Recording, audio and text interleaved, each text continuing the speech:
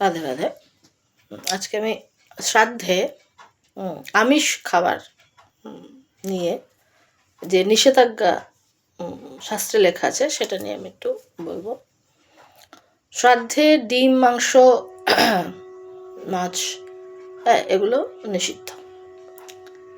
এগুলো জীবের খাবার নয়। শ্রাদ্ধ হলো আত্মার সদ্গতির জন্য। তো ওই দিন নিরামিষ ভোজন করে শুদ্ধভাবে আত্মার সদ্গতির জন্য গোবিন্দের কাছে প্রার্থনা করা উচিত এবং প্রার্থনা করা হয়। তো যদি কেউ ওই দিন মাছ মাংস খাওয়ায় বা খায়, তো উভয়ই ওরা নরকে যায়, এবং যার জন্য শ্রাদ্ধ তার আত্মারও কোনো সদ্গতি লাভ হয় না। তো এই জন্য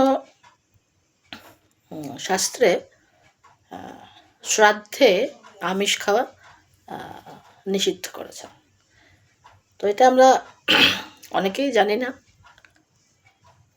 শাস্ত্রের নিষেধাজ্ঞা।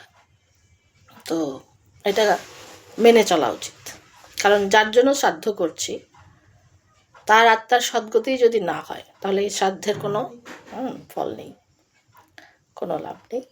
তো আশা করি আপনারা আগামীতে শ্রাদ্ধ অনুষ্ঠানে আমিষটা বাদ দেবেন। বৈষ্ণব সেবা দিন, না হলে নিরামিষ ভোজন করান, যাতে নিজেরা উদ্ধার পান এবং যার জন্য শ্রাদ্ধ করছেন সেও যাতে উদ্ধার পায়।